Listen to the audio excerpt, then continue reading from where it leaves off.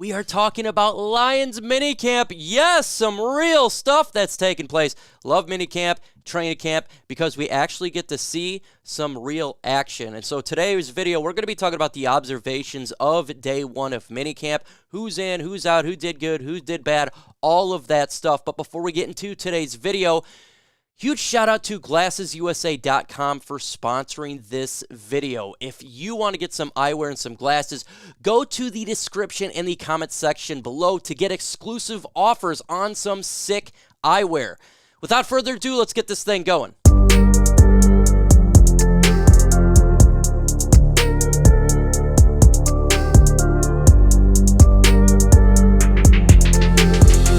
Let's get into day one of minicamp. We'll start with the participation there.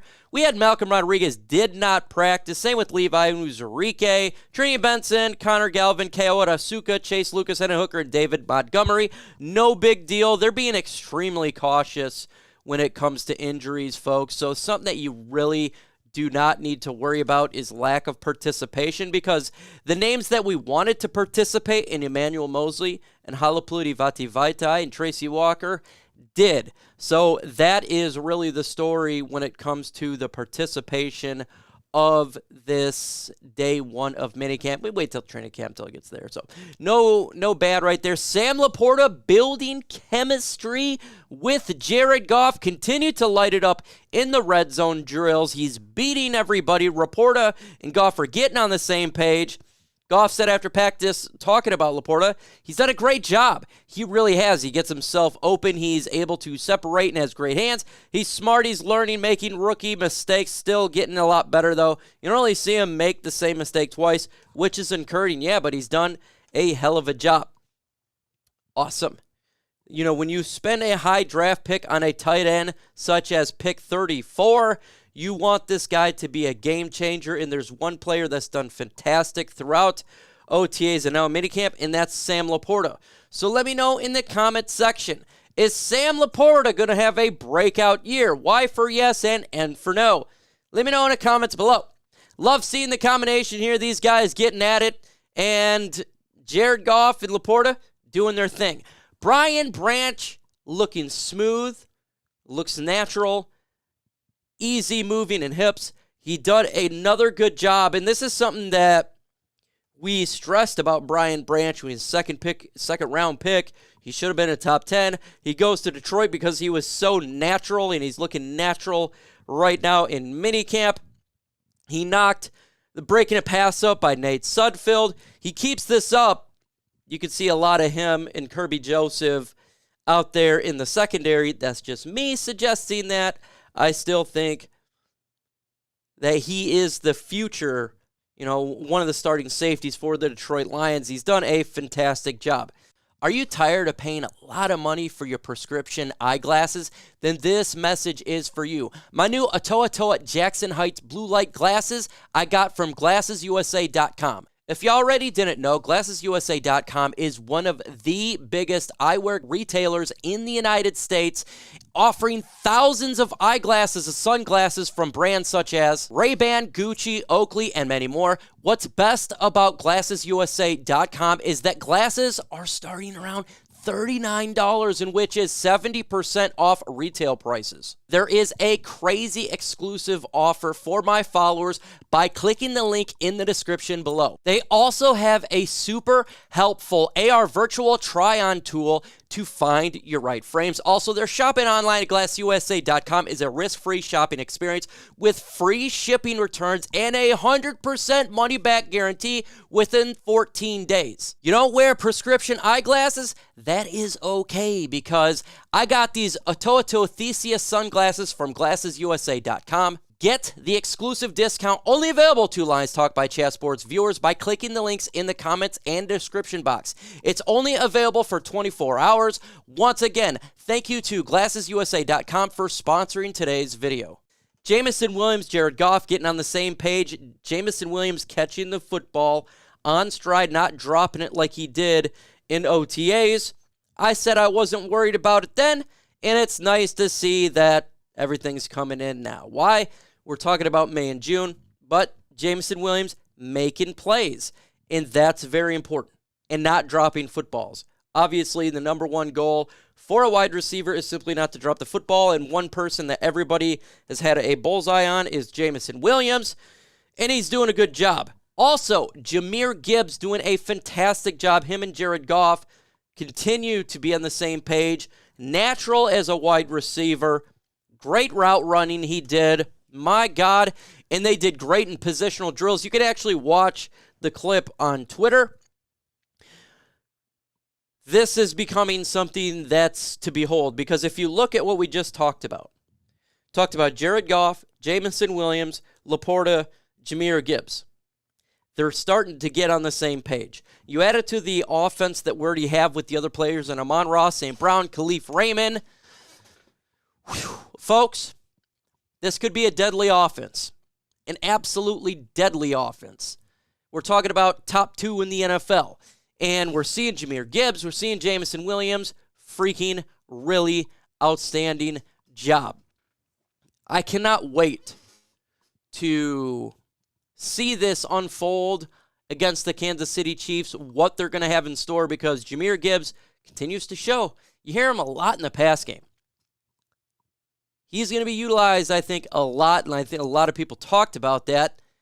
Versus Kansas City, how are they going to use him in mismatch against the linebackers? It's going to be interesting to see. Ifutu Melifonwu played solid defensively, and he needs to. He better to, because his job is on the line. And he put in a solid off-season so far with OTAs. He had a solid day today. He just got to keep piling those solid days on there if he wants to make the 53-man roster, because it's going to be absolutely difficult when you have C.J. Gardner-Johnson, and you know all the names that we've talked about before. Wind impacts Parker negatively as he missed a kick from a 54-yarder. And worst kick was from 45 yards out. So he didn't have a good day today. Kicking the football, him, Riley Patterson, Michael Badgley going to fight it out. But it's not given that it's going to be Parker Romo's job. He's got to win it. Like it's not given for Riley Patterson. So he had great OTAs. He didn't have a bad or good start to minicamp.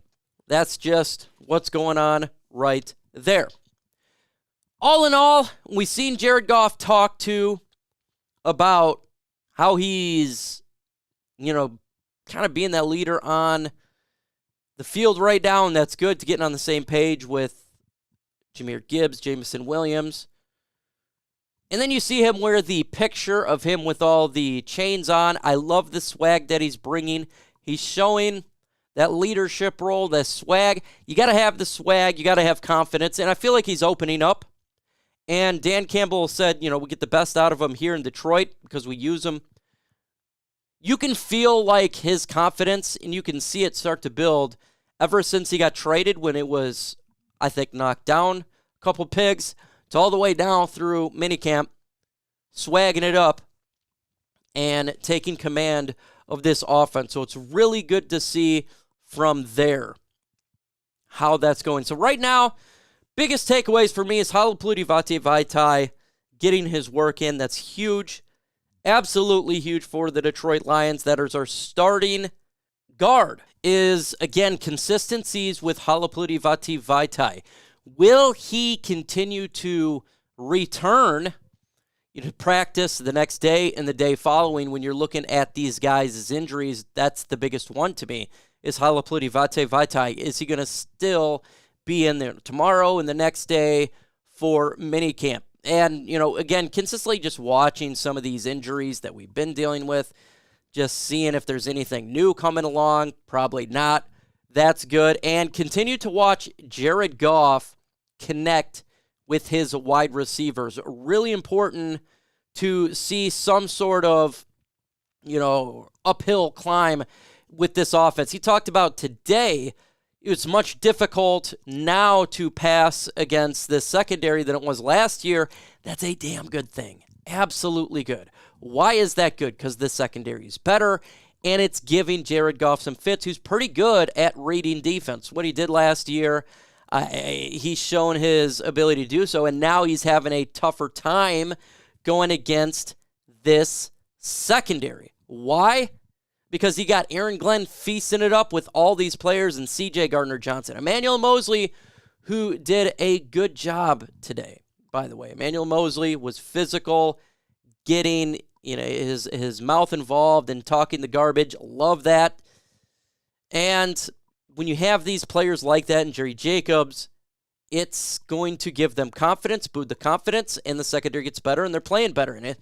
That's just what's taking place right now. And it's really good to see the competition to where these players are duking it out.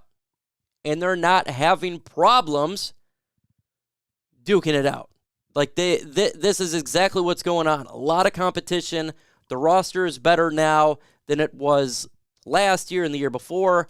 And you're seeing players duke it out to make this 53-man roster, because it's not like it's guaranteed than it was last couple years. It's a little bit more difficult now. That is for sure.